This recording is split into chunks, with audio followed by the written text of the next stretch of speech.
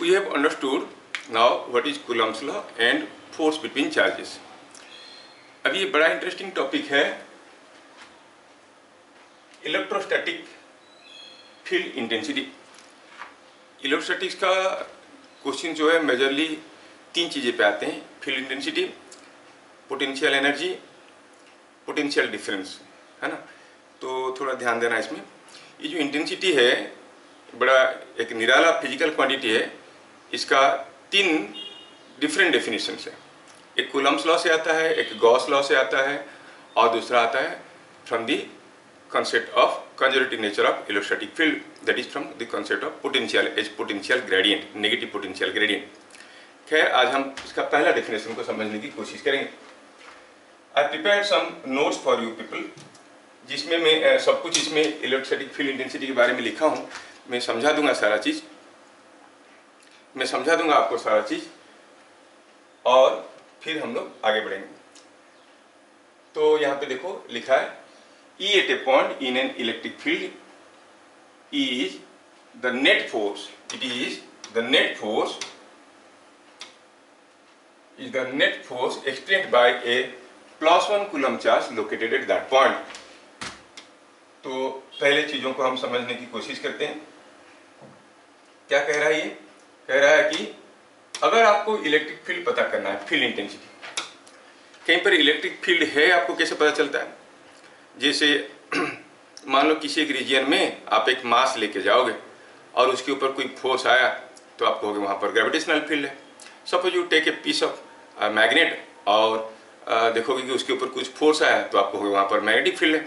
Similarly किसी एक reason में अगर हम एक चार्ज लेके जाएंगे और उसके ऊपर कुछ फोर्स आया तो हम कहेंगे वहाँ पर इलेक्ट्रिक फील्ड है। What is the strength of the electric field? Force होने से हम बोलते हैं कि फील्ड है।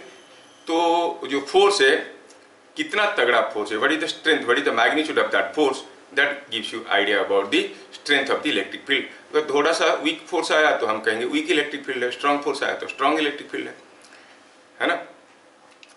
तो to measure what is the electric field at any point, जैसे हम कहेंगे कि सपोज यहाँ पर कुछ Q1 है, Q2, ऐसे करके ढेर सारे चार्जेस पड़े हैं। अब ये सारे चार्जेस के चलते यहाँ पर इलेक्ट्रिक फील्ड बन रहा है। कहीं भी आप एक चौथा चार्ज को लेके आओ, उसके ऊपर कुछ फोर्स आएगा। So what is the strength of electric field? To know that how you do, मान लो कि हमें ये पॉइंट में चाहिए what is the electric field. Suppose ये पॉजिटिव चार्ज है, ये नेगेटिव चार्ज है, ये पॉजिटिव चार्ज है। तो मैं क्या करता हूँ, I keep a +1 coulomb charge here, hypothetical. +1 coulomb is a huge charge, remember. अगर आएगा 1 coulomb is a small unit of charge, large unit of charge, तो सोच लेना कि ये बहुत ही एक बड़ा चार्ज है। इवन लाइटनिंग होता है तो 4-5 कूलम्ब के चार्ज आते हैं, समझ में। सो 1 coulomb is a huge charge. अब ये 1 कूलम्ब चार्ज को लाके हम यहाँ पे रखेंगे तो ये जो Q1 है ये इसके ऊपर एक फोर्स देगा, कॉल इट F1। ये Q2 है, ये Q2 भी इसके ऊपर एक फोर्स देगा, F2। ये Q3 है, सॉरी ये Q3 है, Q3 भी एक फोर्स देगा, F2। और अगर हम कहेंगे यहाँ पर -Q2 है तो उसके चलते भी एक फोर्स ऑफ अट्रैक्शन आएगा, क्योंकि +1 कूलम्ब चार्ज है, कॉल इट F2, ये F3। सो ऐसे तीन फोर्सेस के चलते इसका एक रिजल्टेंट फोर्स बनेगा। जो नेट फोर्स बनेगा उसी को हम कहेंगे electric field eight point P। P point में इलेक्ट्रिक फील्ड क्या है, जहां पर भी इलेक्ट्रिक फील्ड चाहिए जस्ट वहां पे 1 कूलम्ब चार्ज रखिए। ये सबसे आसान तरीका हुआ।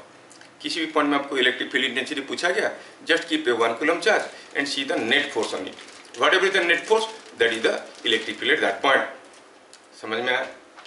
Okay, let us go to the next point. EP is F by dq, where F is the force experienced by a very small positive charge dq located at point P। क्या बोल रहे हैं ये? बोल रहे हैं कि अगर हम कहेंगे कि यहाँ पे हम 1 कूलम्ब रखने से जो फोर्स आता है इलेक्ट्रिक फील्ड है, उसको दूसरे तरीके से कह सकते हैं। सपोज Q कूलम्ब चार्ज रख दिए और उसके ऊपर फोर्स आया F फोर्स आता है when I keep a Q coulomb charge. 1 coulomb charge रखेंगे तो क्या फोर्स आएगा? You will say it is F by Q, that is what is called electric field. अगर कोई Q कूलम्ब चार्ज को कहीं रखने से उसके यूपर फोर्स आता है कितना, कि F इलेक्ट्रोस्टैटिक फील्ड में, तो 1 कूलम्ब रखने से क्या फोर्स आएगा? F by Q। तो यहाँ से इलेक्ट्रिक फील्ड इंटेंसिटी का एक यूनिट मिल गया हमें, क्या? न्यूटन पर कूलम्ब। और ये वेक्टर है, क्योंकि ये फोर्स है, फोर्स तो वेक्टर है, तो E का डायरेक्शन क्या होगा? Same as the direction of the force. लेकिन डेफिनेशन में कहा गया है कि it is F by D Q.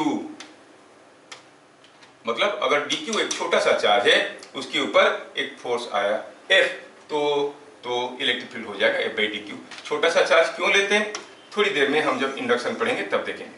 यहां पर ये डेफिनेशन में आप कह सकते हो कि Q is a small charge, क्योंकि एक इंडक्शन इफेक्ट होता है। टू अवॉइड इंडक्शन इफेक्ट हम लोग इसको कहते हैं। ये डेफिनेशन को मैं बाद में रिपीट करूंगा जब मैं आपको इंडक्शन के बारे में बताऊंगा। फिलहाल तो आपको समझ में आया, किसी भी इलेक्ट्रिक फील्ड में किसी भी पॉइंट में अगर आपको पूछा गया what is the electric field intensity, तो आप वहां पर 1 कूलम चार्ज रखोगे और देखोगे कि उस 1 कूलम चार्ज के ऊपर जो फोर्स आया, वही फोर्स को हम कहेंगे इलेक्ट्रिक फील्ड इंटेंसिटी। जैसे आपको समझ में आया तो थोड़ा बताओ। सपोजिंग हम कहेंगे दो अलग अलग इलेक्ट्रिक फील्ड में, सपोज हम कहेंगे कि यहां पर हम 2 मिलीकूलम चार्ज को लाके रखे और पता चला कि इसके ऊपर फोर्स आया से समथिंग लाइक 12 न्यूटन। किसी दूसरे जगह हमने रखा क्या 5 मिलीकूलम चार्ज और पता चला इसके ऊपर फोर्स कितना आया, इसके ऊपर फोर्स आया कितना से 20 न्यूटन। क्या बता सकते हो ए और बी में से कहां पे स्ट्रॉन्गर इलेक्ट्रिक फील्ड है? एक इलेक्ट्रिक फील्ड में कहीं हम 2 मिलीकूलम रखे तो उसके ऊपर 12 न्यूटन फोर्स आया, दूसरे जगह कहीं 5 मिलीकूलम रखे तो 20 न्यूटन फोर्स आया। स्ट्रॉन्गर इलेक्ट्रिक फील्ड कहां पे है, ए पे कि बी पे? ए पे। हाँ, electric field is given by F by Q. अब ये 12 न्यूटन फोर्स आ रहा है 2 मिलीकूलम के ऊपर, यहाँ पर 20 न्यूटन फोर्स आ रहा है 5 मिलीकूलम के ऊपर। So this is coming out to be 6 newton पर मिलीकूलम, जबकि ये आ रहा है 4 न्यूटन पर मिलीकूलम। ऑब्वियसली स्ट्रॉन्गर इलेक्ट्रिक फील्ड ए में है। समझ में आ रहा है? समझ लो चीजों को सारे। Now let us go to the next point. क्या था इसमें था a positive charge kept in an electric field experiences a force EQ in direction of E. A negative charge experiences a force EQ in opposite direction of electric field. ठीक। हाँ, तो यहाँ पे समझने की कोशिश करते हैं। अब सोचो कि हम कहेंगे कि कोई +1 कूलम चार्ज को हमने यहाँ पे रखा तो उसके ऊपर फोर्स आया E। मतलब यहाँ पे जो नेट फोर्स आया उसको हम कहते हैं E। जो नेट फोर्स आया +1 कूलम चार्ज के ऊपर उसको हम कहेंगे E।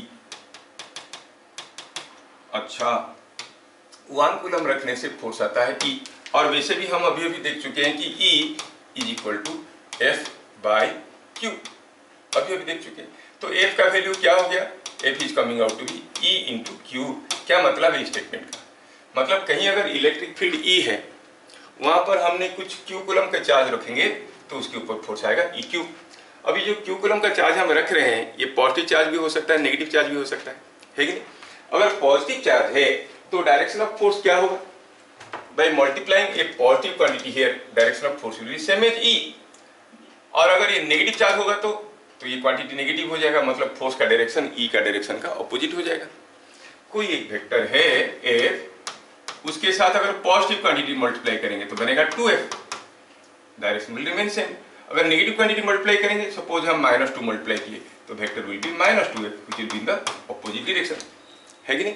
इससे ये पता चल रहा है कि अगर कहीं एक इलेक्ट्रिक फील्ड है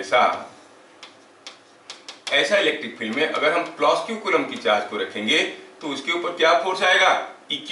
किस डायरेक्शन में? इन the direction of electric field. और अगर -Q कूलम चार्ज रखेंगे तो उसके ऊपर भी फोर्स आएगा EQ, but in opposite direction.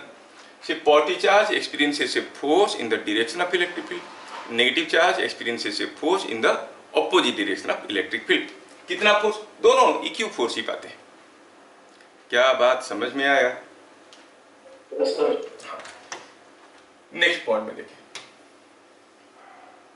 में देखेंगे कि अगर आपको समझ में आ गया सचमुच इलेक्ट्रिक फील्ड कैसा होता है। सोचो कि यहाँ पर कोई एक Q कूलम का चार्ज है, कोई पूछा यहाँ से r डिस्टेंस में इलेक्ट्रिक फील्ड कितना होगा बताओ। What is the electric field eight a distance r from here? आपको तो तरीका मालूम है, आप यहाँ पे +1 कूलम का चार्ज रखोगे, जो फोर्स आएगा वही इलेक्ट्रिक फील्ड है। +1 कूलम की चार्ज रखोगे तो दोनों में रिपल्शन होगा, इसके ऊपर क्या फोर्स आएगा? K Q into 1 by r square. This is what is the electric field. किस डायरेक्शन में हुआ? It is in the direction away from plus q. So due to a point charge of q coulomb at a distance r, electric field is kq by r square. कैसे पता चला? Because it is defined as the force on 1 coulomb charge. हम 1 coulomb charge को रख दिए, उसके ऊपर जो फोर्स आया उसी को इलेक्ट्रिक फील्ड कहते हैं। सिमिलरली अगर ये प्लस क्यू होने की बजाय अगर कोई माइनस क्यू कूलम चार्ज होता और उतने ही दूर पे हम निकालने की कोशिश करते what is the electric field, तो तरीका तो वही था, फिर से हम प्लस 1 कूलम चार्ज रखेंगे। लेकिन अब ये प्लस 1 कूलम चार्ज को ये अट्रैक्ट करने वाला है, तो अब कितने जोर से अट्रैक्ट करेगा? जितने भी जोर से अट्रैक्ट करेगा वही होगा इलेक्ट्रिक फील्ड। तो कितना होगा ये? के क्यू बाय डिस्टेंस का स्क्वायर। देखो दोनों ही केस में बराबर इलेक्ट्रिक फील्ड हो रहा है, बट एक केस में पॉजिटिव चार्ज की केस में electric field is directed away from the positive charge, negative charge की केस में it is directed towards the negative charge. Is it understood? Yes, sir. हाँ, तो अब स्टेटमेंट पे वापस चलते हैं। ये सारा स्टेटमेंट समझ में आया कि नहीं, मैं चेक कर रहा हूं। पहले हम लोग देखें E at a point in an electric field is the net force experienced by a plus 1 coulomb charge located at that point. E at point P is F by dq, where F is the force experienced by a very small positive charge dq located at point P. It's a vector quantity, unit is Newton per coulomb. Why small positive charge? बाद में हम लोग discussion करने वाले हैं। It is to avoid induction effect. Point number 3 में हम देखें a plus q coulomb charge kept in electric field experiences a force F equal to Eq in the direction of electric field, and a negative charge experiences a force Eq in the opposite direction of electric field. ये भी देख लिए। Due to a point charge of plus q at a distance r from it, electric field is kq by r square directed away from plus q. Due to a point charge minus q, E is equal to kq by r square directed towards minus q. Now there are two important statements जो हमें theory समझने में मदद करेगा। E inside a conductor is 0. At the surface of a conductor E is normal to the surface. ये दो statement को थोड़ा देखिए।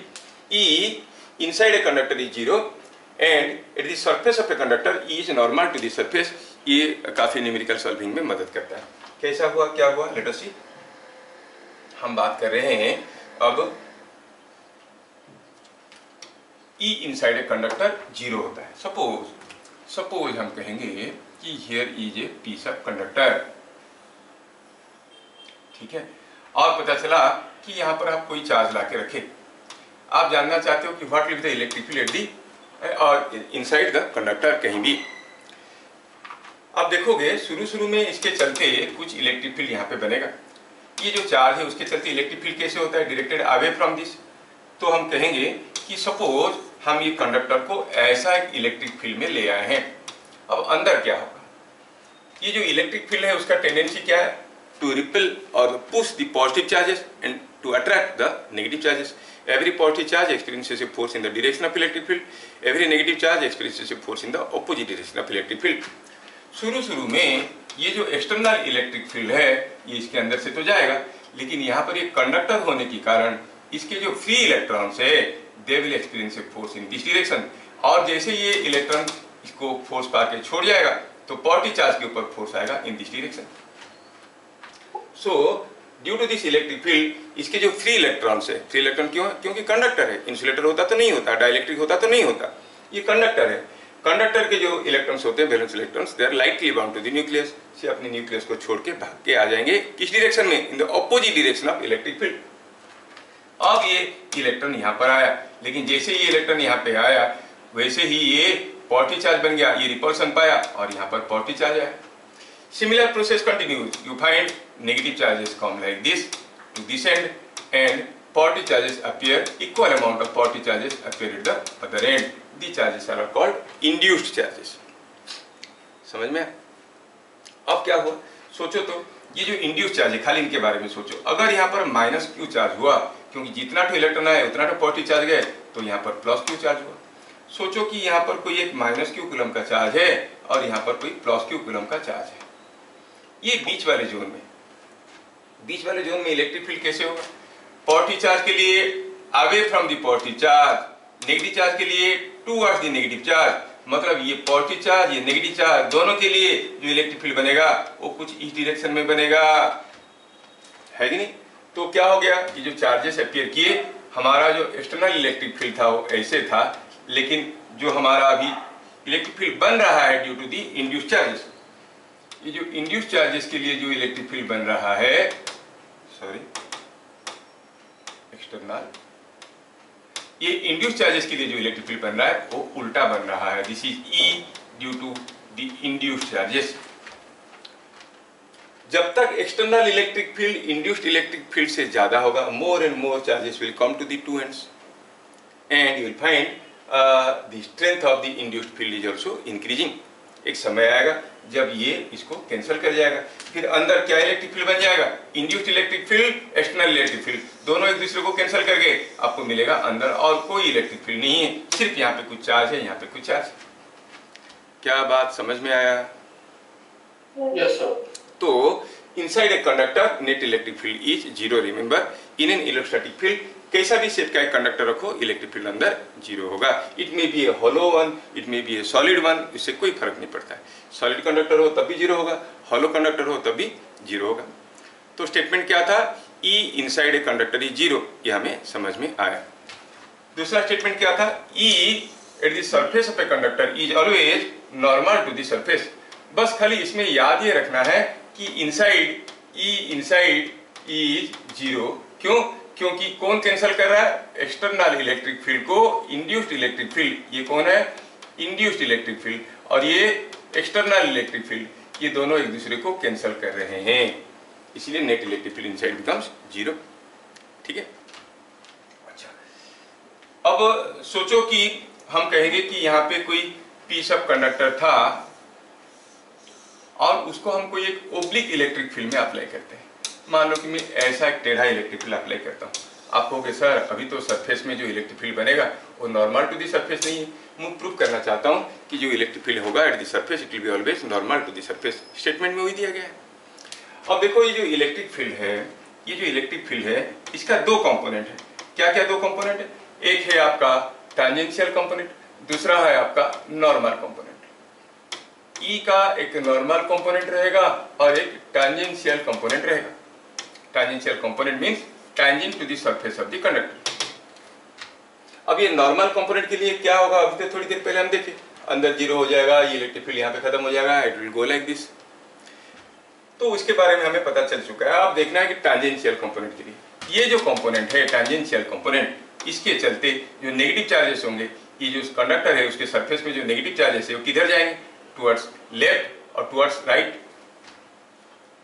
जो नेगेटिव चार्जेस होंगे यहाँ पे एटम के नेगेटिव चार्जेस वो किधर जाएंगे, they will experience A force in the opposite direction of electric field.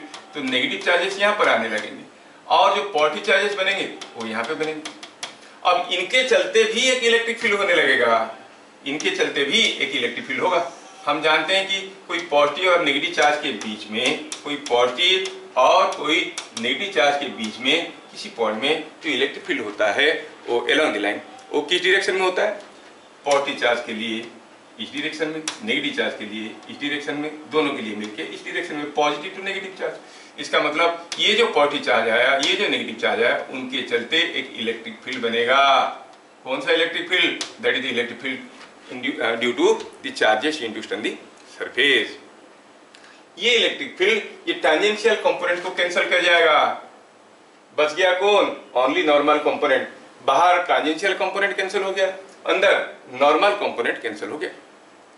तो व्हाट इज लेफ्ट? आप देखोगे, आप ऐसा एक इलेक्ट्रिक फील्ड छोड़े, यहाँ पे कंडक्टर को ऐसे लाए और यहाँ पर ऐसा एक इलेक्ट्रिक फील्ड बना, ये इसका ये कंपोनेंट को कैंसिल कर गया, तो बच गया ये। मतलब फिगर में दिखेगा कि as if close to the surface only this electric field is existing.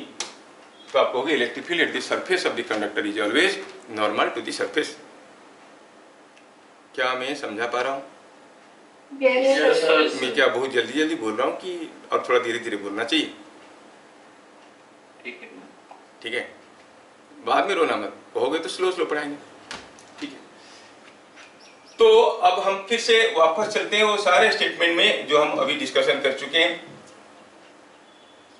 देख लीजिए, इंपोर्टेंट पॉइंट था E inside a conductor is 0, at the surface of a conductor E is normal to the surface। ठीक है, इतना ही चीजें आपको याद रखना है। हुआ कैसे वो सारा चीज मैं आपको अभी समझाया। ठीक है, चलिए अब सीधे सीधे न्यूमेरिकल पे आते हैं। हाँ, तो before we go to any numerical, मैं बस 2-3 चीज बताना चाहता हूँ। हम लोग क्या देखें, अभी अभी हम क्या सीखे, वी नो दैट, क्या क्या देखे, जस्ट उसको लिस्ट करते हैं कि E is equal to F/Q newton पर कूलम, है ना। E is force on a +1 coulomb charge at P, ये भी देखे हम लोग। और क्या देखे, हम देखे और +1 coulomb charge eight point P, और देखे इट इज KQ/R², किसके लिए, कोई +Q कूलम चार्ज के लिए R डिस्टेंस में, किस डायरेक्शन में, away from the positive charge. It is same KQ/R², किसके लिए, कोई -Q कूलम चार्ज के लिए R डिस्टेंस में, किस डायरेक्शन में, टूवर्ड्स द नेगेटिव चार्ज। और देखे दूसरा चीज, द फोर्स, किसी एक इलेक्ट्रिक फील्ड में कोई एक पॉजिटिव चार्ज के ऊपर फोर्स आता है इन the direction of electric field, कितना फोर्स, EQ। नेगेटिव चार्ज के ऊपर फोर्स आता है in the opposite direction of electric field, कितना फोर्स आता है, सेम EQ। दोनों के ऊपर बराबर फोर्स आता है बट इन ऑपोजिट डायरेक्शन आता है। And E inside a conductor is 0, on the surface of a conductor E is normal to the surface। क्या ये सारा चीज सबको पकड़ में आया? Yes, sir. See the question. Two charges Q and -Q are fixed at a distance 2r from each other. Find electric field at middle। पूछा है कि दो चार्ज है Q और -Q, दोनों के बीच में डिस्टेंस दिया है 2r, मिड पॉइंट में इलेक्ट्रिक फील्ड क्या होगा। What will be the electric field at the middle of this? आप जानते हो कि मिड पॉइंट में, चलो इसको पहला चार्ज कहते हैं, इसको दूसरा चार्ज कहते हैं। जो पहला चार्ज है 1 पॉजिटिव चार्ज है, उसके लिए मिड पॉइंट में इलेक्ट्रिक फील्ड किधर को होगा, टुवर्ड्स राइट और टुवर्ड्स लेफ्ट। नूरुल बोलोगे तो पॉजिटिव चार्ज के लिए सोचने में दिक्कत हो रहा है तो मेरे साथ साथ सोचो, कैसे सोचेंगे। +Q कूलम चार्ज के लिए यहाँ पर इलेक्ट्रिक फील्ड किस डायरेक्शन में होगा, इलेक्ट्रिक फील्ड कैसे निकालते हैं, by just keeping A +1 coulomb charge. यहाँ पर आप +1 कूलम चार्ज रख लो, है ना। तो +1 कूलम को ये रिपेल करेगा तो it will B repelling like this. पहला चार्ज है तो नाम दो इसको E1, और -Q कूलम इसको अट्रैक्ट करेगा। -Q कूलम चार्ज जिस फोर्स में +1 कूलम चार्ज को अट्रैक्ट करेगा उसको हम कहेंगे intensity E2। Don't you see that both of the intensities are in same direction. Yes, sir. कौन सा इंटेंसिटी का मैग्नीट्यूड ज्यादा होगा, +Q वाले का कि -Q वाले का? ये तो मिड पॉइंट में है। +Q 1 कूलम को जितना जोर से धक्का देगा, -Q 1 कूलम को उतनी जोर से अट्रैक्ट करेगा। कूलम्स लॉ है KQ1 Q2/R²। तो आपको हो गए E एट द सेंटर, और E at the centre will be E1 plus E2। E1 क्या है, electric field due to +Q, कितना KQ/R², क्योंकि टोटल डिस्टेंस 2r था, ये टोटल डिस्टेंस 2r था, तो मिड पॉइंट का डिस्टेंस हो गया r, तो KQ/R²। E1 है, E2 क्या है, KQ/R²। दोनों को जोड़ो तो मिला 2KQ/R²। So electric field at the middle is 2KQ/R²। क्या समझ में आया? Yes, sir. हाँ, तो आप लोग मेरे साथ बोलोगे तो मुझे पता चलेगा। अगला, 5 charges each of Q coulomb are located at the corners of a regular hexagon of side length A। हाँ, कोई रेगुलर हेक्सागन है, कैसा, ऐसा। Regular hexagon means each side is of equal length, दिया है साइड लेंथ A, और यहाँ पर 5 ठो चार्ज रखा गया है। देयर आर 5 चार्जेस, हर एक चार्ज Q है। ये रेगुलर हेक्सागन है, हर एक साइड लेंथ A है, और पूछा है find electric field at centre. Centre में क्या इलेक्ट्रिक फील्ड होगा, यहाँ पे what is the electric field at the centre. ठीक है, आप देखोगे कि यहाँ पर जो इलेक्ट्रिक फील्ड बनेगा वो क्यों बनेगा, ड्यू टू ऑल चार्जेस। और आपको मालूम है कि इन केस ऑफ हेक्सागन ये सारे जो सेंटर से ये सारे डिस्टेंस है वो ए की बराबर है, दिस लेंथ की बराबर है, क्योंकि इसको अगर ऐसे जोड़ेंगे तो 6 ठो इक्विलेटरल ट्रायंगल बनता है, तो हर एक साइड का लेंथ ए हो गया, है ना। तो आपको हो गया ये हो गया ए। अब ये क्यू कूलम चार्ज के लिए यहाँ पर जो इलेक्ट्रिक फील्ड बनेगा वो नीचे की तरफ बनेगा, क्यों, I have to keep a +1 coulomb charge in C, तो ये रिपील करेगा इधर को होगा। इसके लिए जो बनेगा वो ऐसे बनेगा, इसके लिए जो बनेगा वो ऐसे बनेगा, इसके लिए जो बनेगा वो ऐसे बनेगा। Are not they all cancelling out each other? Yes. तो only due to this charge कुछ इलेक्ट्रिक फील्ड बनेगा and that will be the electric field. बाकी यहाँ पर तो चार्ज है ही नहीं कैंसिल करने के लिए। तो हेक्सागन की 5 कोने पे अगर हम 5 चार्ज रख लेते हैं, electric field at the centre क्या हो जाएगा, ड्यू टू ओनली 1 चार्ज। कितना है ये डिस्टेंस है ए, सो इट इज के क्यू बाई स्क्वायर। क्या बात समझ में आया? Yes sir. अगला, a charged pendulum of mass m is suspended in a horizontal electric field E. If the thread makes an angle 60 degree with vertical, find the charge on the bob. दिया है कि यहाँ पर कोई एक charge Bob है, यहाँ पे थ्रेड वर्टिकल के साथ 60 डिग्री कर रहा है। ये बॉब ऐसा क्यों है? क्योंकि जब हम इलेक्ट्रिक फील्ड दिए ये बॉब को अट्रैक्ट कर लिया। क्यों अट्रैक्ट कर लिया? पक्का इसमें कुछ चार्ज होगा। पूछा है कितना चार्ज है। अगर इसका मास m है तो चार्ज कितना दिया है कि मास इसका m है, बताओ इसमें चार्ज क्या है, ये है क्वेश्चन। चलो पहले सोचते हैं कि ये बॉब अगर इलेक्ट्रिक फील्ड नहीं होगा तो सीधा झूलता, इलेक्ट्रिक फील्ड होने के कारण ऐसा इधर को खींचा गया है। इसका क्या मतलब निकलता है, बॉब में पॉजिटिव चार्ज है कि नेगेटिव चार्ज है? कौन सा चार्ज है? Positive charge experiences a force in the direction of electric field. Nurul समझ नहीं पा रहा है, क्यों नूरुल? Yes sir. समझ नहीं पा रहा है तुम? नो सर, समझ रहा हूँ। समझ रहे हो? तो मैं जब पूछा कि इसमें कौन सा चार्ज है, आप क्या बोलोगे, पॉजिटिव चार्ज है कि नेगेटिव चार्ज है? देखो ये खींचा गया है इधर को। कौन सा चार्ज इलेक्ट्रिक फील्ड की उल्टे डायरेक्शन में खींचा जाता है, पॉजिटिव चार्ज कि negative charge? Negative. Negative charge. तो पक्का इसमें कुछ नेगेटिव चार्ज है। वही पूछा गया है कि यहाँ पर कौन सा चार्ज है, बताओ कितना चार्ज है, यही है क्वेश्चन। चलिए थोड़ा देखते हैं कि ये जो बॉब है, ये बॉब के ऊपर क्या क्या फोर्सेस आ रहे हैं।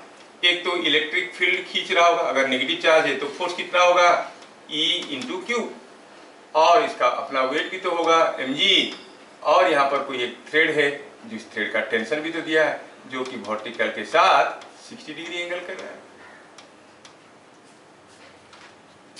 है ना। अब एट इक्विलिब्रियम आप क्या कहोगे, T cos 60 is equal to mg,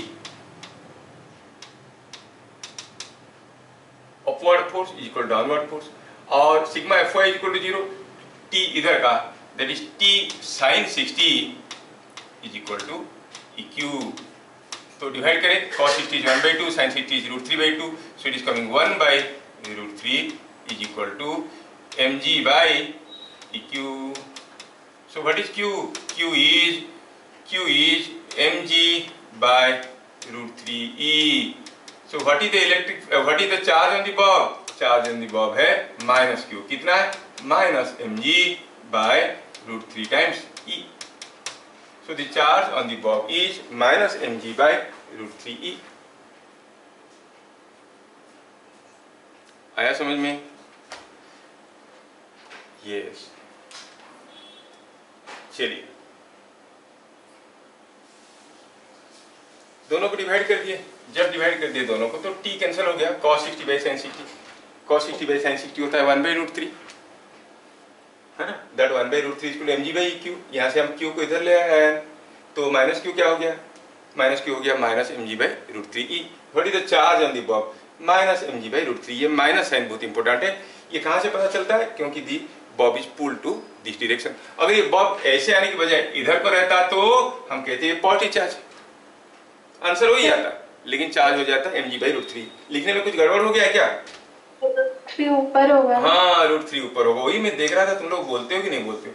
बोलते नहीं है तो मैं सोचा कि चलो ठीक है कुछ भी लिख देते हैं। ये बोलते हो तुम लोग, इसका मतलब बोलने वाले बच्चे हैं। वेरी गुड, ये हो गया √3 mg/e और माइनस क्यू का वैल्यू हो गया -√3 mg/e।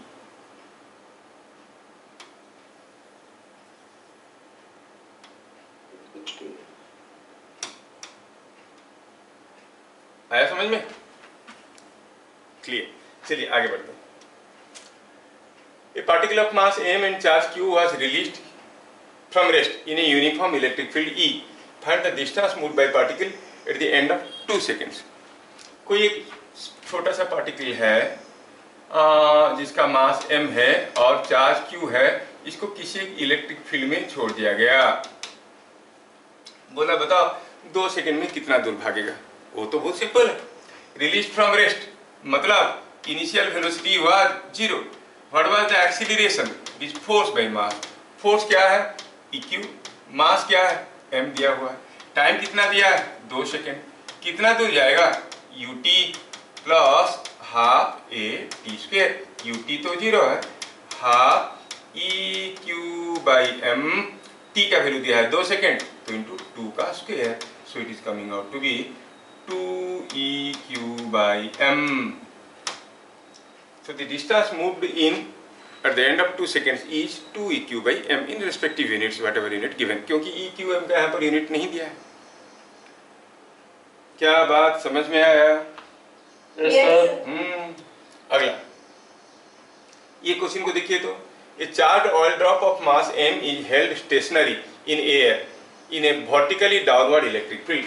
कहीं किसी जगह एक वर्टिकली डाउनवर्ड इलेक्ट्रिक फील्ड है, ऐसा इलेक्ट्रिक फील्ड है, ऐसा इलेक्ट्रिक फील्ड में कोई charge q of mass m rest में है। पूछा है कि बताओ ये चार्ज कितना है इसमें। पहला चीज है कि ये रेस्ट में है क्यों? कोई ऑयल ड्रॉप है जिसका चार्ज q है, मास m है, वो रेस्ट में हवा में लटका हुआ है।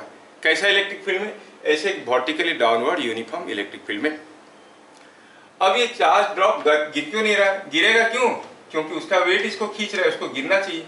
क्यों नहीं गिर रहा है? ये इलेक्ट्रिक फील्ड पक्का उसके ऊपर ऐसा फोर्स दे रहा होगा जो फोर्स इसको काउंटर कर रहा होगा, ये वेट को काउंटर कर रहा होगा। अगर इसमें चार्ज क्यू है तो फोर्स होता है, आप जानते हो कि EQ है। From the figure what you see the electric field force on the charge must be upward, जबकि electric field is downward. Then what is the type of charge on the drop? Positive charge और negative charge? Negative charge, मतलब पक्का इसमें negative charge है। पूछा है कितना charge है, तो आप कहोगे कि at equilibrium EQ must be equal to mg और Q इज mg/e और charge on the drop, charge on drop क्या है? It is not Q, it is -Q। कितना है? -mg/e। So the charge on the drop is -mg/e. क्या बात समझ में आया? Yes sir. चलिए समझ में आया तो बताइए, किसी एक इलेक्ट्रिक फील्ड में एक ऑयल ड्रॉप जिसका चार्ज q मास m है वो रेस्ट में है। You see the figure. Now the charge on the drop is positive और नेगेटिव? पॉजिटिव है ना, पॉजिटिव है, ये इक्विलिब्रियम है। नाउ मैं क्वेश्चन क्या देता हूँ, ये क्या किया, मैं सिचुएशन को बदल दिया। ड्रॉप रेस्ट में था, Q और M वाला ये रेस्ट में था, मैंने क्या किया, इलेक्ट्रिक फील्ड को उल्टा कर दिया। आई रिवर्स द इलेक्ट्रिक फील्ड। क्या ये चार्ज अभी रेस्ट में रहेगा कि गिर जाएगा? गिर जाएगा। पूछा है कि with what acceleration the drop falls, ये कौन सा एक्सीलरेशन में ड्रॉप गिरेगा? Find the acceleration with which a drop falls. पहला केस में इसके ऊपर फोर्स था EQ और नीचे की फोर्स था mg और ये सिस्टम रेस्ट में था। जैसे मैं इलेक्ट्रिक फील्ड को उल्टा कर दिया, ऐसा था रेस्ट में, उल्टा कर देने से क्या हो गया, mg तो mg ही रहेगा, लेकिन जो EQ था उसका डायरेक्शन भी नीचे की तरफ हो गया और EQ कितना था, जो आज mg के बराबर था। तो नेट फोर्स डाउनवर्ड्स कितना हो गया, 2mg। तो एक्सीलरेशन क्या होगा, 2mg/m, that is 2g. So it will fall down with an acceleration equal to 2g acceleration में ये गिरेगा। कहने का मतलब है इफ एनी ऑयल ड्रॉप और any charge particle is at rest in a vertical electric field, then by reversing the electric field, the acceleration of the drop will be equal to double of acceleration of gravity, that is 2g। क्या बातें समझ में आया? चले आगे। Due to a point charge, electric field at a distance r from it is E0. What is the electric field at a distance 2r? ये तो काफी सिंपल हो गया। बोल रहा है कि r डिस्टेंस में, यहाँ से r डिस्टेंस में जो इलेक्ट्रिक फील्ड है वो कितना है? E0। और E0 का वैल्यू भी तो आपको मालूम है कितना है? KQ/r²। बोल रहे हैं यहाँ से 2r डिस्टेंस में इलेक्ट्रिक फील्ड कितना होगा? इलेक्ट्रिक फील्ड होगा कितना? E डैश इज KQ/2r का स्क्वायर। तो ये हो गया E0/4 because E is inversely proportional to the square of the distance. KQ/r²। कोई पॉइंट चार्ज के लिए r डिस्टेंस में अगर E0 हुआ तो 2r डिस्टेंस में कितना हो जाएगा? E0/4। By doubling the distance electric field strength will be quadrupled, 1/4 हो जाएगा। ठीक है, समझ में आया? इजी है, डायरेक्ट क्वेश्चन से, आपके एंट्रेंस के पुराने क्वेश्चन से। Charges 4q and 9q are fixed at a distance r from each other. At what distance from 4q E is 0? ये देखो, ये एक 4q चार्ज है, ये 9q चार्ज है, और इनके बीच में डिस्टेंस r है, और पूछा है कि 4q से कितने दूर पे इलेक्ट्रिक फील्ड 0 होगा, ये पूछा गया है। दोनों के बीच में डिस्टेंस r है, मतलब ये x हुआ तो ये डिस्टेंस r माइनस x हुआ। तो दोनों के चलते इलेक्ट्रिक फील्ड P पॉइंट में 0 होगा। कब 0 होगा? जब 4q का इलेक्ट्रिक फील्ड 9q का इलेक्ट्रिक फील्ड एक दूसरे को कैंसिल कर जाएंगे। 4q के चलते क्या इलेक्ट्रिक फील्ड होगा? 4q के चलते जो इलेक्ट्रिक फील्ड होगा K 4q by distance, that is x²। 9q के चलते इधर को होगा, 4q के चलते इधर को हो रहा था, तो 9q के चलते कितना होगा? KQ/r², K9q/r माइनस x का होल स्क्वायर। ये दोनों अगर एक दूसरे को कैंसिल कर जाएंगे तो electric field eight point P will be 0। यहाँ से आपको x का वैल्यू निकालना है, तो KQ कैंसिल हो गए, take root over 2/x is equal to 3/r minus x। यहाँ से आप x का वैल्यू निकाल सकते हो सकता है ना?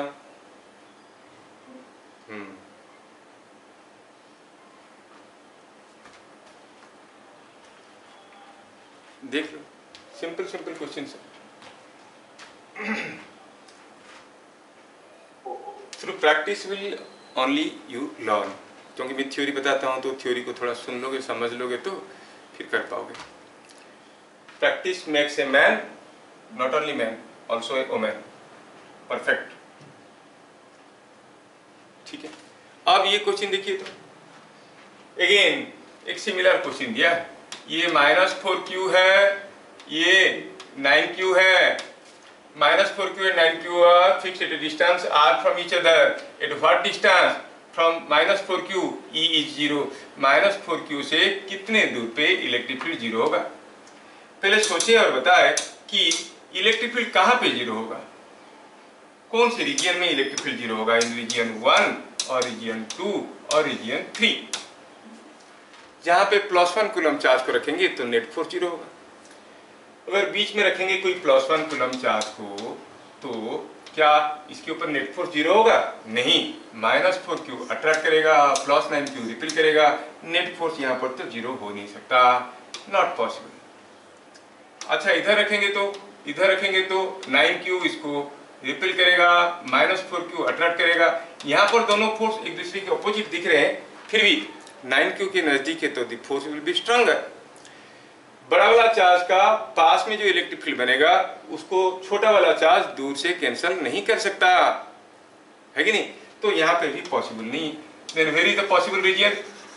चेक करो तो इधर कहीं, यहाँ पे देखेंगे तो +1 कूलम चार्ज रखेंगे तो -4q इसको अट्रैक्ट करेगा और +9q इसको रिपेल करेगा। हाँ, यहाँ पे हो सकता है बड़ा हुआ तो क्या हुआ, दूर पे। तो हम कहेंगे कि सपोज यहाँ से x डिस्टेंस में इलेक्ट्रिक फील्ड 0 होगा। क्यों 0 होगा? यहाँ पे P पॉइंट में 4q के चलते जो इलेक्ट्रिक फील्ड होगा, 9q के चलते जो इलेक्ट्रिक फील्ड होगा, वो दूसरों को कैंसिल कर जाएंगे। अच्छा, ये डिस्टेंस दिया है r, 4q के चलते क्या इलेक्ट्रिक फील्ड होगा और 9q के चलते जो इलेक्ट्रिक फील्ड होगा, वो दोनों एक दूसरे को कैंसिल करेंगे। 4q के चलते क्या इलेक्ट्रिक फील्ड होगा? कोई पॉइंट चार्ज के लिए r डिस्टेंस में होता है kq/r²। यहाँ पर पॉइंट चार्ज कितना है? -4q। तो क्या लिखेंगे? It will be k 4q/x², that must be equal to k 9q/r plus x का होल स्क्वायर। बस यही देखने वाली चीज है कि पहला केस और दूसरे केस में क्या अंतर था। इससे पहले जो कोचिंग किए थे, अब में क्या, इसमें क्या अंतर है। बस लोकेशन वाइज चीजें बदल गया। वहां पर क्या था, ये r-x बनता था क्योंकि electric field was 0 somewhere between the two charges, but now electric field is not 0 between the two charges, somewhere to decide. तो यहाँ से फिर से हमें x का वैल्यू निकालना पड़ेगा। You take √2/x is equal to 3/r plus x। यहाँ से आप x का वैल्यू निकाल सकते हो। समझ में आया? Yes yes sir. साबुत को भी समझ में आ रहा ना? यस सर, समझ में आ रहा है। बढ़िया। Next, charge q and -q are at corners of equilateral triangle, side length a. What is electric field at third corner? ये तो काफी सिंपल हो गया। बोल रहा है कि कोई एक इक्विलेटरल ट्रायंगल है ऐसा, इसके दो कॉर्नर में चार्ज है q and -q। पूछा यहाँ पे इलेक्ट्रिक फील्ड बताओ। अब इसके चलते जो इलेक्ट्रिक फील्ड बनेगा, that will be directed away from the positive charge. इसके चलते भी वही इलेक्ट्रिक फील्ड बनेगा, strength will be same but it will be directed towards the negative charge. और ये एंगल कितना हो जाएगा? 120 डिग्री। तो आप कहोगे here what is E? E is electric field due to this. कितना है दिया है कि साइड लेंथ a है। अच्छा, तो kq/2। और net electric field P point में क्या हो जाएगा? E at point P, it is equal to resultant of these two electric fields, and you know triangle law. क्या फॉर्मूला था? Square plus square plus 2e cos 120 का √.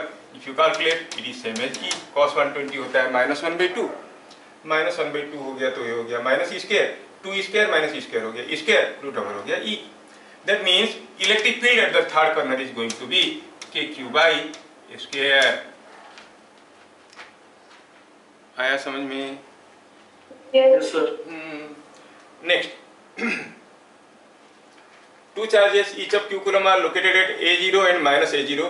Plot variation of electric field along y axis। ये थोड़ा आपको याद रखना है, ठीक है। इसमें कुछ ग्राफिकल चीजें हैं। बोल रहा है कि यहाँ पे कोई एक मान लो कि दिया क्वेश्चन को थोड़ा ध्यान से देखो, इट्स इंपोर्टेंट कंसेप्चुअल क्वेश्चन। ये हो गया हमारा x एक्सिस, ये हो गया हमारा y एक्सिस। बोल रहा है कि देयर आर टू चार्जेस, हर एक q कूलम का है। एक है q कूलम का यहाँ पर, दूसरा है q कूलम का यहाँ पर। ये वाला कहाँ है? It is somewhere at -a0 and it is somewhere at a0। तो जैसे जैसे हम y एक्सिस में जाएंगे, you will see the electric field along y axis is going to change. Now the question is how is the variation, हमें plot करके दिखाना है how is the variation of electric field along y axis. ठीक है, चलिए पहले सोचते हैं कि what is the electric field here. अब ये +q कूलम चार्ज के लिए इलेक्ट्रिक फील्ड होगा अवे फ्रॉम दिस, ये +q के लिए ऐसे होगा, और ये मिड पॉइंट है क्योंकि ये a0 है, ये -a0 है, तो यहाँ पर इलेक्ट्रिक फील्ड बन गया 0 because this to cancel out. नहीं, और अगर हम समवेयर यहाँ पे निकालने की कोशिश करेंगे, तो यहाँ पे निकालने की कोशिश करेंगे तो इसके लिए कुछ इलेक्ट्रिक फील्ड ऐसे बनेगा और इसके लिए कुछ इलेक्ट्रिक फील्ड ऐसे बनेगा, तो रिजल्टेंट इलेक्ट्रिक फील्ड बनेगा ऐसे बनेगा। यहाँ पर तो 0 नहीं है क्योंकि यहाँ पर कुछ इसका इलेक्ट्रिक फील्ड होगा, कुछ इसका इलेक्ट्रिक फील्ड होगा, ये दोनों इलेक्ट्रिक फील्ड का resultant will be like this. So here electric field is 0 but here everywhere electric field is not 0। ये भी समझ में आया। अगर हम बहुत दूर चले जाएंगे, at a distance small distance x, you find there is some electric field. Suppose this x becomes this, why to say x along y axis है, चलो कहते हैं at a distance y it is there for small values of y there is some electric field. जब y का value बहुत ज़्यादा हो जाएगा, कॉल इट इनफाइनाइट, बहुत दूर चले जाएंगे, तो what will be the electric field? Eight infinite distance electric field will B zero. मतलब इलेक्ट्रिक फील्ड यहाँ पे जीरो है, इन्फिनिटी पे जीरो है, बीच में जीरो नहीं है। I want to plot the variation of electric field. ध्यान से देखो मैं क्या कर रहा हूँ।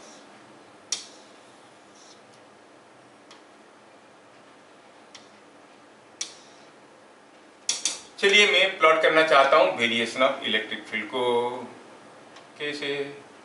ऐसे से this is what is the electric field, और ये हो गया y एक्सिस। जब y का वैल्यू जीरो है मतलब somewhere here electric field zero हुआ। जब y का वैल्यू इनफाइनाइट है तब भी इलेक्ट्रिक फील्ड जीरो हुआ। बीच में जीरो नहीं है मतलब इलेक्ट्रिक फील्ड पक्का बढ़ रहा होगा, फिर घट के जीरो हो रहा होगा। शुरू में जीरो है, अंत में जीरो है, बीच में नहीं है मतलब बीच में पक्का बढ़ा होगा फिर घटा होगा, है ना। So the variation of electric field is something like this.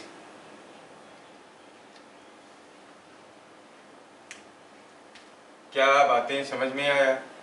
अब और भी इंटरेस्टिंग चीज ये है कि ये जो इलेक्ट्रिक फील्ड हम अभी देख रहे हैं वो किधर को देख रहे हैं? We are seeing on one side. जैसे मैं अभी कहूं कि सपोज ये y एक्सिस है, y एक्सिस इधर को भी तो है। अब देखो यहाँ पे इलेक्ट्रिक फील्ड अगर इस डायरेक्शन में हुआ, इस डायरेक्शन में, यहाँ पे इलेक्ट्रिक फील्ड किधर को होगा? इसके चलते इधर को, इसके चलते इधर को, क्योंकि पॉजिटिव चार्ज के लिए इलेक्ट्रिक फील्ड होता है डायरेक्टेड अवे फ्रॉम दिस। तो नेट इलेक्ट्रिक फील्ड कैसे होता है? नीचे की तरफ। मतलब इधर जो इलेक्ट्रिक फील्ड है, इधर जो इलेक्ट्रिक फील्ड है, बराबर डिस्टेंस में होने के बावजूद, उनका मैग्नीट्यूड बराबर होने के बावजूद डायरेक्शंस अपोजिट होंगे। तो अगर हम नेगेटिव y एक्सिस में भी कंटिन्यू करना चाहेंगे इलेक्ट्रिक फील्ड वेक्टर को तो वही रहेगा, बट देन थोड़ा उल्टा रहेगा। Why? Because the direction is opposite.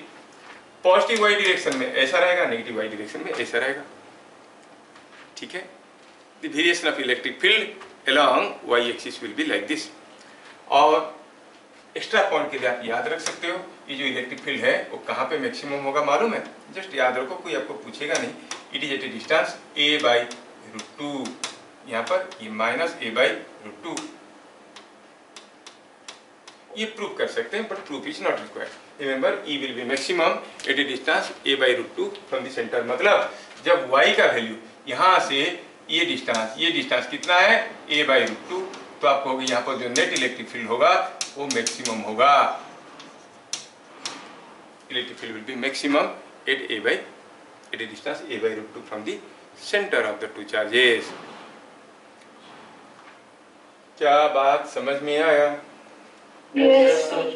अगर मैं केस को बदल देता हूं, मैं पूछता हूं कि यहाँ पर कोई एक रिंग है और चार्ज रिंग है जिसका रेडियस r है। ठीक है। अब इस रिंग के चलते जो इलेक्ट्रिक फील्ड बनेगा उसका वेरिएशन करना है along the x axis, along this line. तो आप क्या कहोगे बताओ?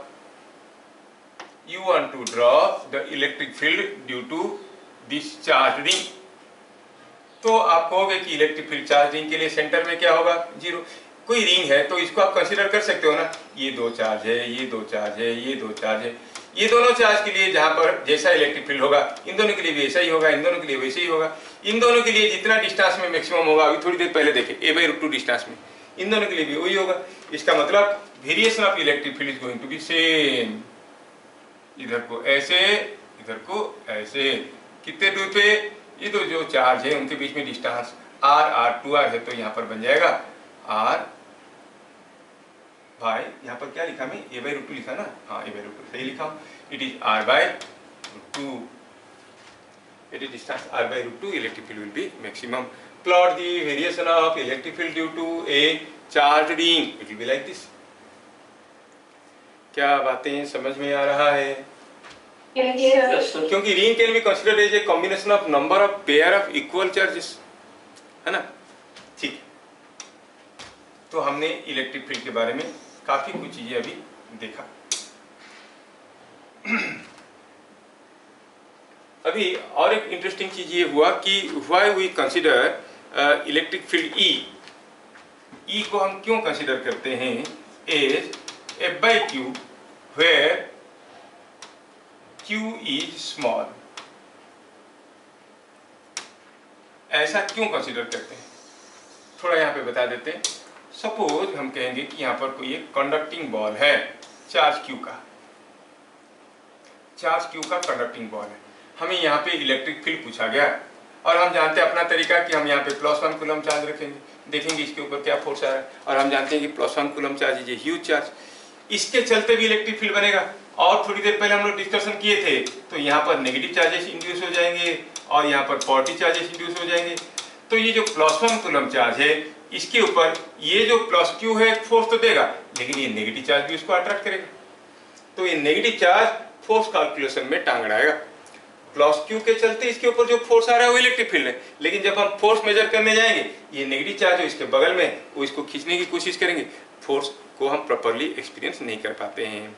टू अवॉइड दैट प्रॉब्लम हम क्या करते हैं, we consider a small charge. Small charge लेंगे तो क्या होगा, +q के लिए तो उसके ऊपर फोर्स आएगा, लेकिन इसके लिए यहाँ पे जो चार्जेस इंड्यूस होंगे they will be very small and their effect can be ignored.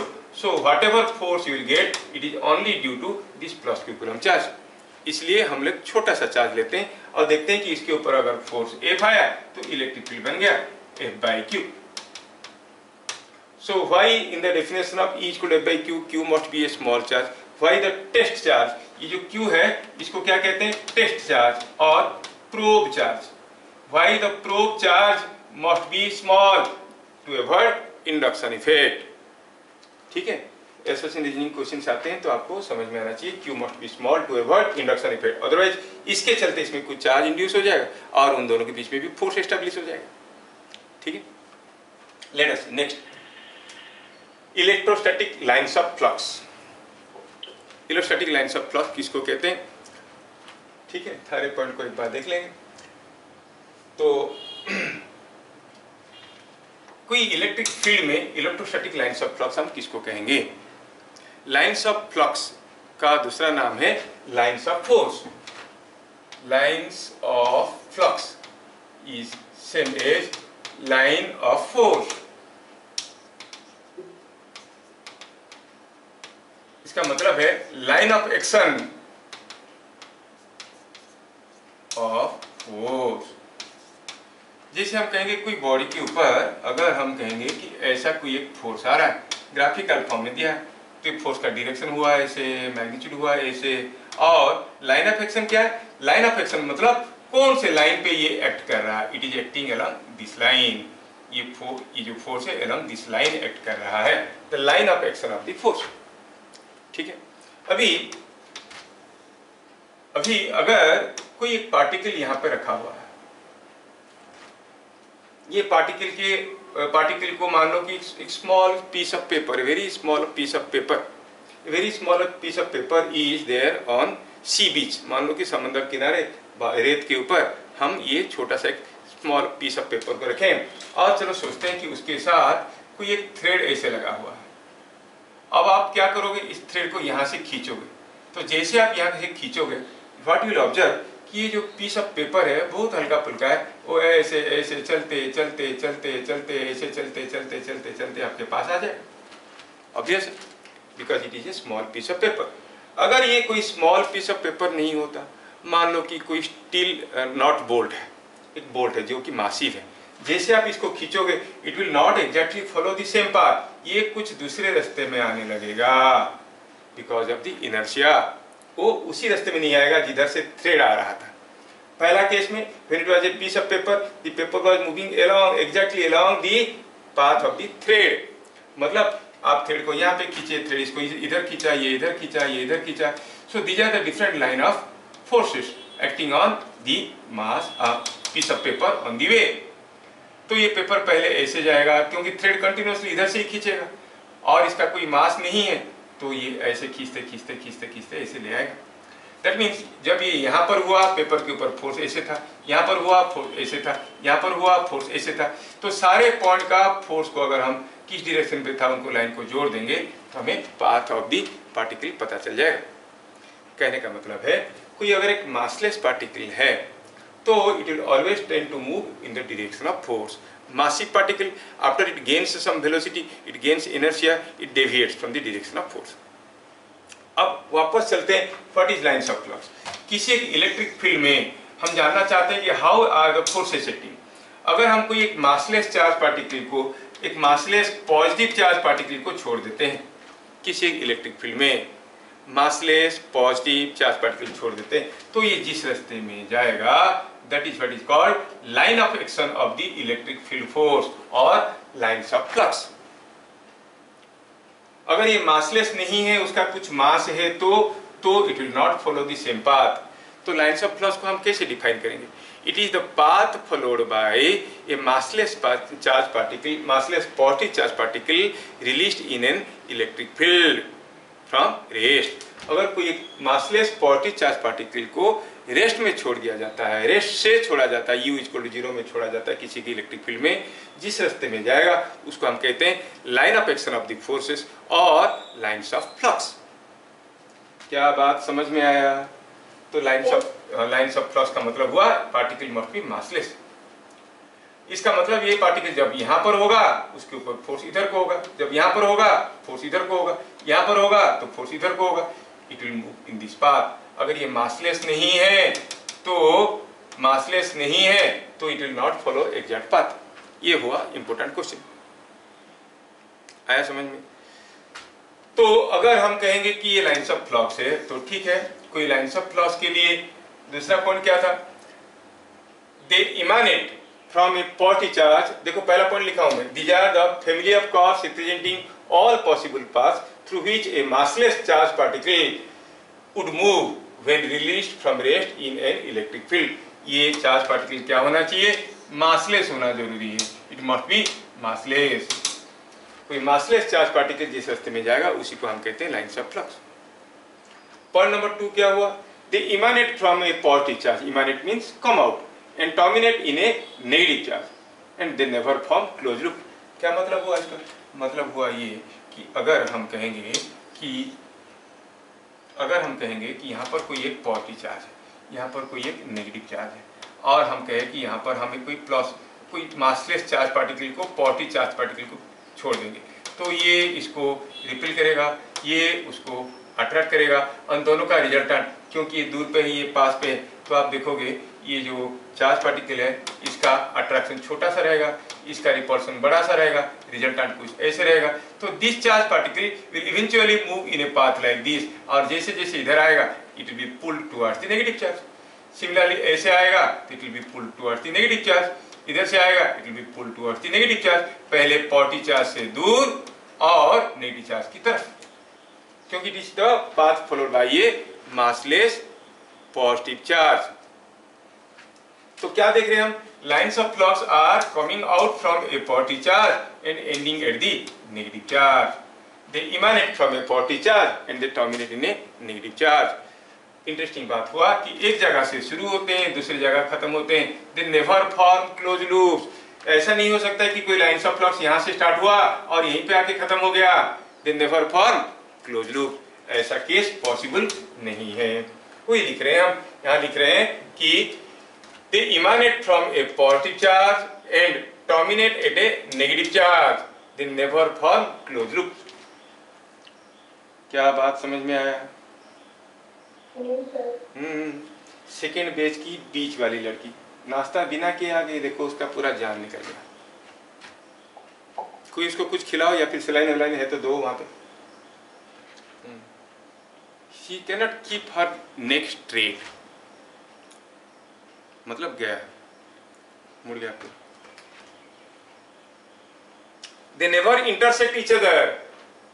अच्छा, the forwarding tangent at any point gives the direction of electric field at that point। क्या बोल रहा है? बोल रहा है कि अगर किसी जगह कोई लाइन्स ऑफ फ्लक्स ऐसे जा रहा है, जैसे अभी मैं बताया कि ये पॉजिटिव चार्ज से निकलते हैं, नेगेटिव चार्ज पे खत्म होते हैं। सपोज ये एक पॉजिटिव चार्ज है, ये एक नेगेटिव चार्ज है, और लाइन्स ऑफ फ्लक्स ऐसे गया है, तो यहाँ पे अगर हम फॉरवर्डिंग टेंजेंट लेंगे, फॉरवर्डिंग मतलब in the direction of flux, tangent लेंगे तो आप देखोगे that gives you the direction of electric force. Electric force is nothing but electric field. So the tangent to the lines of flux at any point gives the direction of electric field. ठीक है। Next हुआ they never intersect each other. ऐसा नहीं हो सकता कि यहाँ पे कोई एक चार्ज है और यहाँ पे कोई एक चार्ज है और ये दोनों एक दूसरे को इंटरसेक्ट कर रहे हैं, एक लाइन ऑफ फ्लक्स ऐसे गया, दूसरा लाइन ऑफ फ्लक्स ऐसे गया, they are intersecting. Why? Because electric field at any point has to be in one direction, it is the force. किसी एक पॉइंट में फोर्स दो अलग अलग डायरेक्शन में नहीं हो सकता। अगर इंटरसेक्ट कर जाएंगे तो हम क्या कहेंगे, यहाँ पर फोर्स किस डायरेक्शन में, इधर को कि इधर को। तो to avoid this conflict and confusion you will say the lines of flux will never intersect each other, क्योंकि यहाँ पर अगर कोई चार्ज रखेंगे ऐसा है कि इलेक्ट्रिक फील्ड में इसको किसी एक पर्टिकुलर डायरेक्शन में फोर्स आएगा, दो डायरेक्शन में तो नहीं आएगा। तो lines of flux never intersect each other. क्या क्या देखें, lines of flux is the path followed by A massless positive charge released from rest in an electric field. They start from a positive charge, terminate in a negative charge. अगर हम कहेंगे कि यहाँ पे कोई एक प्लस क्यू कूलम का charge है, how will be the lines of flux? Lines of flux कैसे होगा? They start from a positive charge go towards the negative charge. आप जानते हो कि entire universe is made up of atoms, each atom is neutral. अगर कहीं एक plus Q coulomb charge है तो कहीं ना कहीं तो एक नेगेटिव चार्ज भी होगा, है ना। They will go in search of the negative charge. और अगर आप देखोगे कि यहाँ पर कोई एक पॉजिटिव चार्ज को हम रिलीज करेंगे तो that positive charge will go away, क्योंकि रिपल्सन होने वाला है। So the lines of flux due to a point charge is going to be something like this, radially outward. कोई point charge, positive charge point charge है तो lines of flux ऐसे होंगे, और अगर ये नेगेटिव चार्ज है तो वैसे ही होंगे lines of flux, but they will be directed towards. Suppose हम कहेंगे कि यहाँ पर कोई एक माइनस क्यू कूलम का चार्ज है तो lines of flux will be like this. समझ में आया क्या? Due to a point charges the lines of flux are radial, they will be directed towards the negative charge. क्यों? क्योंकि अगर कोई पॉजिटिव चार्ज पार्टिकल को छोड़ेंगे मासलेस तो सीधा ऐसे आने लगेगा, इधर आने लगेगा, इधर आने लगेगा। जिस रास्ते में एक मासलेस पॉजिटिव चार्ज मूव करता है उसी को लाइन्स ऑफ फ्लक्स कहते हैं। तो अगर ये माइनस क्यू चार्ज है तो lines of flux will be like this, positive charge है तो lines of flux will be like this. अगर there are two charges you see the lines of flux are coming something like this, there are different lines of flux and tangent to the lines of flux gives the direction of intensity. समझ में आ रहा है? Yes, sir. अगर मैं आपको पूछूं कि बताओ कि व्हाट इज, यहाँ पर सपोज हम कहेंगे ये है हमारा एक्स एक्सिस, ये है हमारा वाई एक्सिस, यहाँ पर है चार्ज क्यू, यहाँ पर है चार्ज माइनस क्यू। पूछा है बताओ what is the direction of electric field here. आप क्या करोगे? आप कहोगे कि लाइन्स ऑफ फ्लक्स तो पॉजिटिव चार्ज से निकलते हैं, नेगेटिव चार्ज में जाते हैं, तो ऐसे जा रहे होंगे। तो यहाँ पे जो इलेक्ट्रिक फील्ड होगा that is tangent to the lines of flux, so the electric field here is to be in this direction. Simple, फटाफट पता कर लेंगे। Tangent to the lines of flux gives you the direction of intensity. क्या बात समझ में आया? Yes, sir. And to make it more deeper आप थोड़ा सा और ऐसा भी सोच सकते हो कि सपोज किसी एक जोन में जो लाइन्स ऑफ फ्लक्स जा रहा है, किसी एक जोन में जो लाइन्स ऑफ फ्लक्स जा रहा है, suppose this is the lines of flux in a x y plane, तो इसका तो कोई एक इक्वेशन होगा ना, कोई y equal F of x होगा, कुछ एक इक्वेशन होगा। तो आप कहोगे कि यहाँ पर जो इलेक्ट्रिक फील्ड है वो ऐसा होगा, तो उसका भी एक x कंपोनेंट होगा, उसका भी एक y कंपोनेंट होगा। You call it Ex, you call it Ey। और अगर मैं ये लाइन को थोड़ा ऐसे ड्रॉ करता हूँ कि सपोज ये एंगल थीटा कर रहा है, तो आप कहोगे स्लोप एट पॉइंट P क्या है? It is tan theta. And अगर ये Ey है, ये Ex है, सोचो ये है Ex और ये है Ey, दोनों मिलके आपको दे रहे हैं E, ये E, तो Ex ये भी एंगल थीटा हुआ। तो आप कहोगे tan थीटा क्या हो गया? Ey by Ex, Ey by Ex is giving you tan theta. But slope of the curve at this point is, you know, given by dy by dx. तो ये भी एक रिलेशन मिला। The slope of the lines of flux at any point is given by y component of electric field by x component of the electric field. Ey by Ex gives you dy by dx.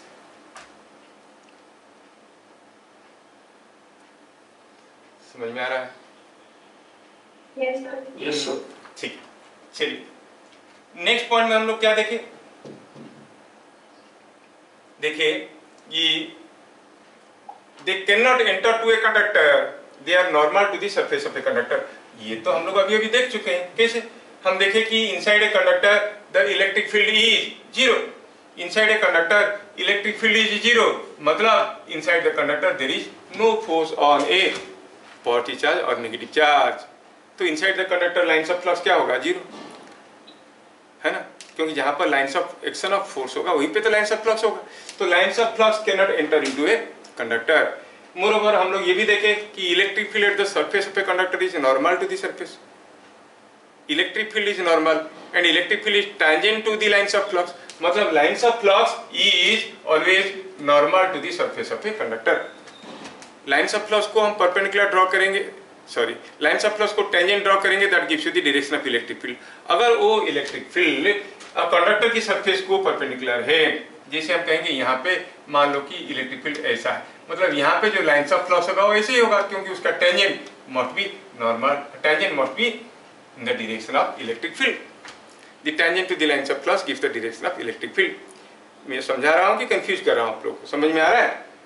Yes, yes. हाँ, तो lines of flux किसी भी conductor को हरदम normal होते हैं और उसके अंदर डिसकंटिन्यूअस होते हैं। Suppose this is what is a conductor, और सपोज पता चला कि यहाँ से कोई लाइंस ऑफ फ्लक्स आया, तो ये लाइंस ऑफ फ्लक्स आएगा, आके जहाँ पे वो पहुंचेगा इट विल बिकम नॉर्मल और परपेंडिकुलर टू द सरफेस, और यहीं पे खत्म हो जाएगा। फिर यहाँ से स्टार्ट होगा और कैसे नॉर्मल, फिर ये ऐसे भाग जाएगा। Inside it is no lines of flux, it is discontinuous inside. किसके अंदर? कंडक्टर के अंदर। कंडक्टर के अंदर ये लाइंस ऑफ फ्लक्स डिसकंटिन्यूअस हो जाएंगे।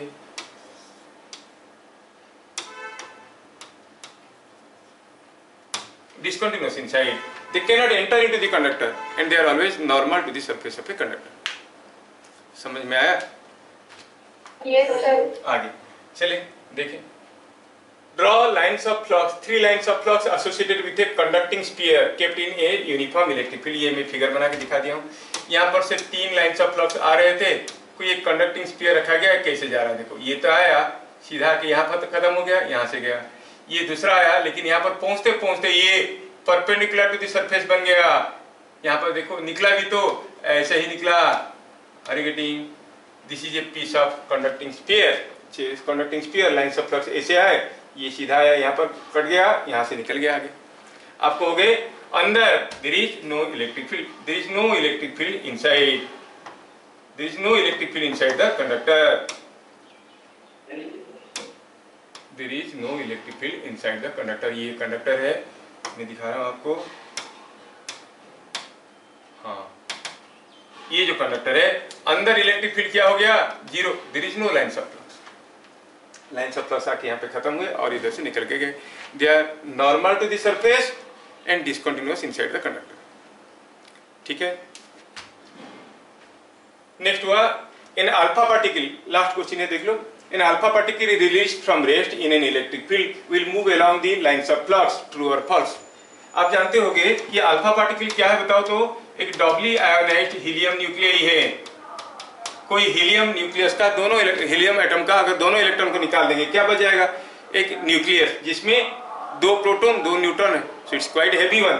अगर कोई एक अल्फा पार्टिकल को हम छोड़ देते हैं किसी एक इलेक्ट्रिक फील्ड में, will it move along the lines of flux?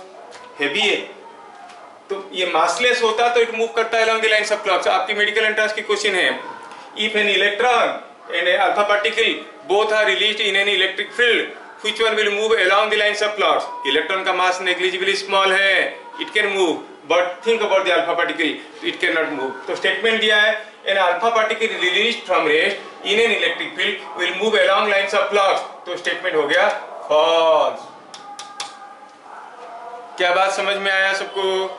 ये अल्फा पार्टिकल हेवी मास होने के कारण ये मूव नहीं कर सकता। अगला क्या है? अच्छा, अगला ये।